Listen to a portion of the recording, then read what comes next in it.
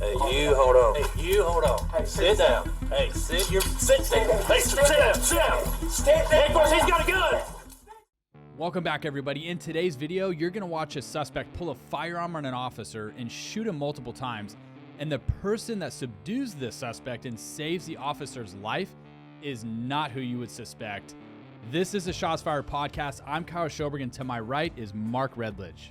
This incident is coming out of Bowling Green, Kentucky. On July 6, 2023, officers were dispatched to a used car dealership for a disturbance. When the solo officer arrives on scene, he attempts to make contact with the suspect, and that's when everything goes wrong. What you're going to see next is going to shock you. Let's watch this body cam, and then we're going to break it down. You don't tell me what to do. All right. I tell you what to do. You're a public servant. Okay. You do as I say. So understand All it? right, yeah, just hang out in here No, I for ain't me, got Esteban. to. I ain't got to. So, Jess, when you get the opportunity, don't take my life. Hey, you hold on. Hey, you hold on. Hey, sit down. Hey, sit down. Hey, sit down. Stand Hey, down. of course, he's got a gun. Stand down. You are a fucking public servant. Stand down. Get out. Stand down. Get out. Esteban, quit. Esteban, quit. Stand down right now. Quit. Stand down. You're a public servant. Get out. Stand Get down. out. Get out, Esteban. Hey, 18, take cover. Take cover.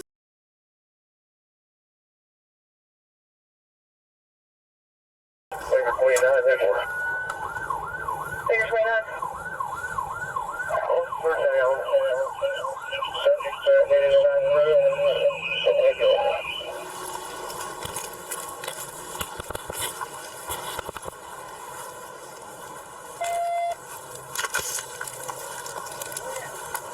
Baker 4, please.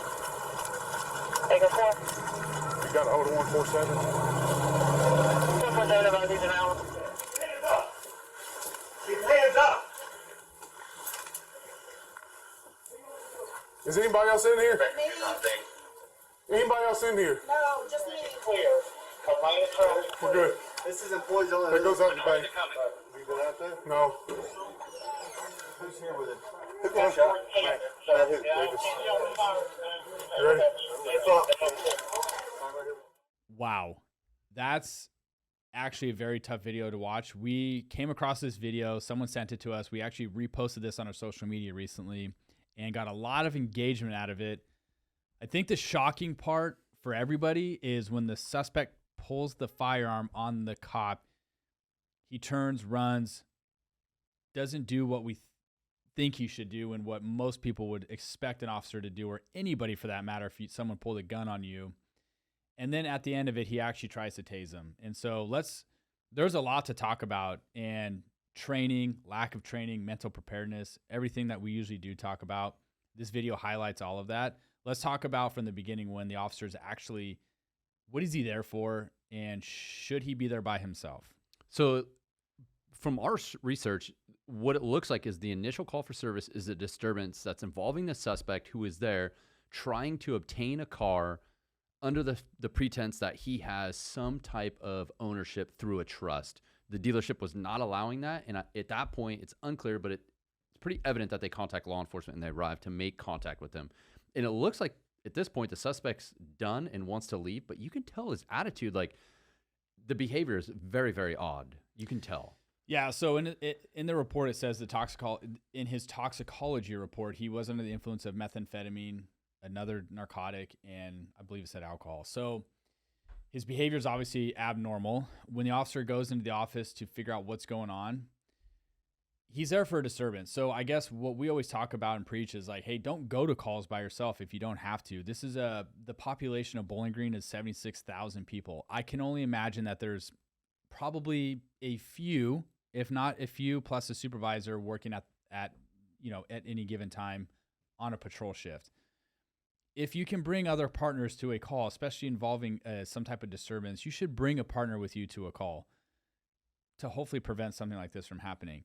When he doesn't, so he's there by himself. He does have a ride-along, which is a crucial part of this entire story because the ride-along ultimately saves his life.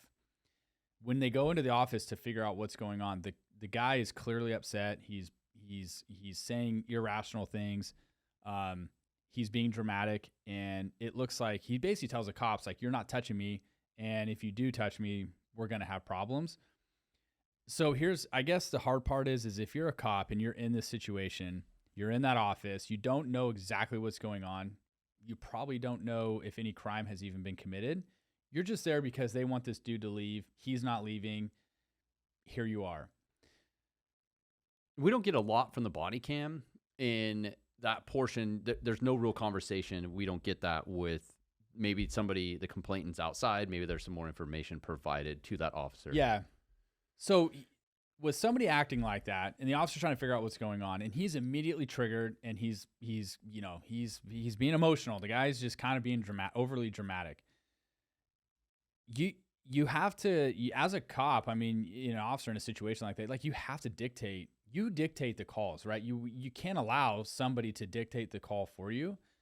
And I think personally, in a situation like this, you really have two options. The guy gets up and he's basically telling you he's going to leave and you're not going to touch him. You do have two options. That is, one, you don't know what's going on. You're there for a disturbance. As far as you know, that's all you have. You either let that guy walk out and figure out what happened later, and I guess try to circle back and figure out who he is if you actually did have a crime. Or two, you're competent enough in your abilities to go hands-on with somebody, knowing that it's probably going to turn into either a fight or a struggle, and you better be able to handle yourself. But really, outside of those two options, I don't see anything else. And in this video, in the body cam, the officer's trying to like corral him, kind of like, hey man, he's trying to be cool, which I respect. He's trying to I don't want to use the term downplay, but he's trying to get the dude to calm down a little bit. You're not going to get somebody like that to calm down, and he's amping it up. I look at the body language of the officer, and your presence is a low level use of force. And in this situation, the officer's standing in the doorway, and there's somebody else in the room, and the suspect is getting up and wants to leave. And from a suspect's view, or the other person in there, that officer standing there is not allowing that person to leave. So you can imagine that person feels like he's being trapped. And he even says something some type of comment where he feels like he's being corralled in there, and the officer's not letting him out. And it's not an ideal situation. There's not a lot of room to move around. And the officer doesn't really have a choice other than kind of standing in the doorway at this point. Well, it's not ideal. And the employee who works there, it looks like he's on the other side of the desk. He's kind of standing there probably wondering, like, what's about to happen. Yeah, and from the mindset of a suspect, and I know you have dealt with situations like this, and I have, where someone is trying to embezzle or steal or buy a car under the name of somebody else or credit card. And sometimes they are alerted that cops are coming, and they're like, okay, I'm going to try and give up. I want to get out of here quickly. And it's like he knew the cops were coming, and he was getting up, and he wanted to leave, and the cop just happened to be there. Yeah, and the cop says, hey, I'm waiting for my partner to show up before he wants to allow this guy to leave. Well, it's too late at that point. Like, if you're going to wait for your partner, then wait for your partner to even make contact with the suspect. Yeah. He's already made contact with him. The dude is pissed off at this point, and he wants to leave. So like I said, you have two options. You let him leave because you're not capable or competent enough to deal with this guy on your own. Or two, you're going to go hands-on with him because you are, and you're going to detain this guy based on his behavior, and you're going to dictate that call for service, not the suspect dictating the call for service, which is what happens. Well, he didn't do that. He did option number 3, which is he tried to low-key it too much. Yeah, he tried to push the suspect back to keep him in the room. Kind of push him back. You're right. Trying to keep it low-key, trying to play it like, hey, this is not a big deal, which is a tactic. I mean, it's respectful to try and do that, but this is not the option. There's really two options. So it's interesting. You pointed it out, actually, when you're watching this video. It took a couple times to watch it too. So I don't expect maybe the officer to pick this up in real life, but you actually can see the gun is probably in some type of holster it's in his pants. And he actually grabs his shirt at one point. And he tries to cover the gun, but you can clearly see the outline of the gun.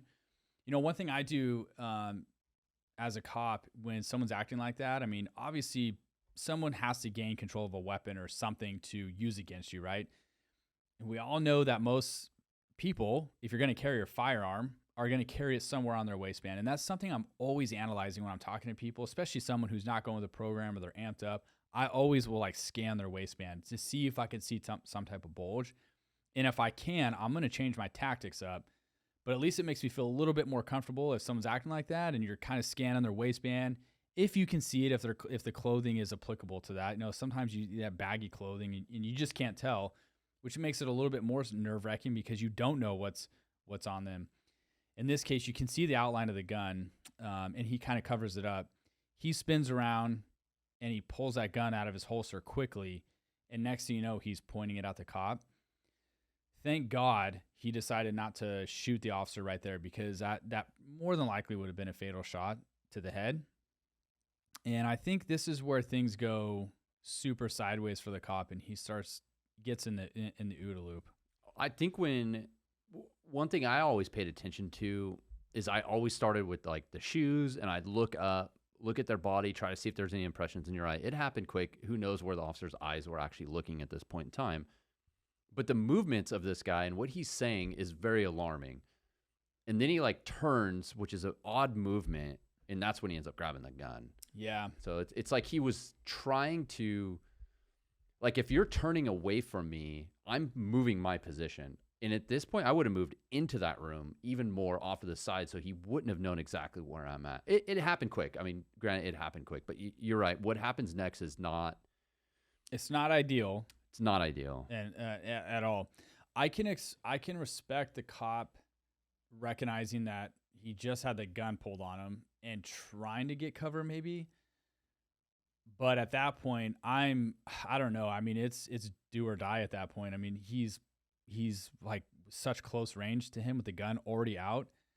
You got to get your firearm out and you need to return fire. I mean, well, that's where the mental preparedness, and we talk about this a lot, and you even talk about this, the fact that you have to be prepared for that. And when you're going into this situation right from the start, it's a disturbance. The things the suspect is saying, his body motions, he's moving around, you should be prepared for something, some type of altercation. The guy's literally saying there's going to be a problem if you touch me. Yeah. Like, you should be very heightened, very aware, running at like a 4 out of 5, full senses everywhere.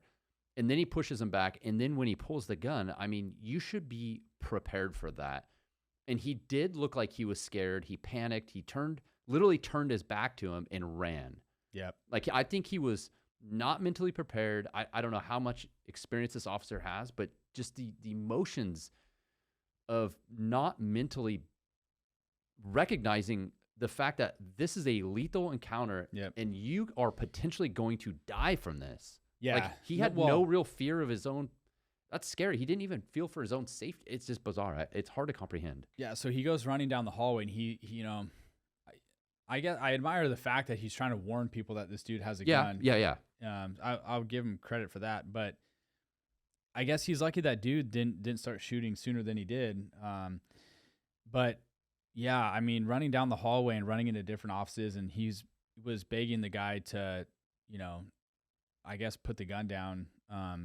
I wonder if it's a training thing where they've done scenarios. Yeah, 100%. And I think it is. You're saying stuff and the suspect's complying, or I mean, now that I'm saying it out loud, I think it is a training scar where your scenarios, the person complies and they do what you want. And maybe if it's a virtual reality or an in-person one, where when the person's not complying and not doing what you're asking them and telling them to do, I don't think he was prepared after that point. No, he wasn't. And we say it, we do our classes, and we always talk about it, and we always share. You and I have both been in several lethal encounters, and it's tough you can ask somebody a scenario all day long, right? That is actually like a textbook scenario that you would probably ask somebody, hey, you're on this call and this guy pulls a gun. What would you do? And we know 100% of the time people are going to say, well, I would pull my gun and I would shoot him. Well, the reality is you might not. Like, you might panic and do what this officer did. And so that's where we talk heavily on, like, you better be mentally prepared for this stuff. And even playing scenarios like this in your head, just driving around, is going to help you tremendously if something like that were to happen. I mean, I know in our circumstances in real life, it does take you by surprise when someone pulls a gun on you or someone shoots at you. You just don't expect that. Well, it's not supposed to happen. It's not. And those things do go through your head. And people who haven't experienced that, it's hard for them to comprehend that, right? When we sit here and say, like, well, it's not supposed to happen. Yeah, but it does. And, you know, if you've never experienced it in real life, it'll take you by surprise. And that's, you know, I think what happened to this guy. And so going back to a training scar, he ends up pulling his taser out. He even says taser, taser, taser. He shoots his taser at the guy. He actually fires a taser at the guy before the suspect. He fired 16 shots at him within a matter of 6 seconds. 16 rounds in 6 seconds. So essentially he emptied his magazine. Yeah. He shot the officer multiple times. Arms, legs, and torso. And thank God the officer had a ride along with him. Let's get into that. So I got one more comment to mention on that before we get to the ride along hero. Is I wonder if this agency has a policy where if you pull your firearm, you have to make remarks on the call. Maybe you have to write a report. Something is involved with pulling your firearm where this officer doesn't want to do that. And I know officers, I've spoke with them that have that policy, and they admit that they start to consider, should I draw my gun or not, because I'm going to have to write a report. But you brought up a good point is, when do you ever get trained? When are you ever trained to pull your taser when it's a lethal situation? You're never trained to pull your taser in a lethal situation. And there was a ton of people in the comments that comment on this video on Instagram or wherever. People want to say, well, cops are too afraid to use lethal force because they're afraid of getting in trouble or, being prosecuted. Look, I'm not arguing that in certain circumstances. I know that to be true. But what I can say is when someone pulls a gun on you, that is not going through an officer's head in the moment. I promise you that. I've been there. It's not going through your head. I am not concerned about, am I going to get prosecuted or not in any type of lethal situation. Yeah. That's just not what's going through your head. And people can argue that. They can say all they want, that's could have been the reason why he didn't do that. My personal opinion is I don't think that to be the case. I agree with you. I don't think that is the case. I think it is the case when there's incidents where you have time to think, you pull a gun out, you have your sights on someone, you're giving the commands, like it's a more controlled environment. I think that's what goes through your head is, can I yes, actually have it? And I agree with that. Yeah. All right. So let's get into this hero ride along. Yes, yeah. Absolute hero. So he's a U.S. Army specialist and he's doing a ride along.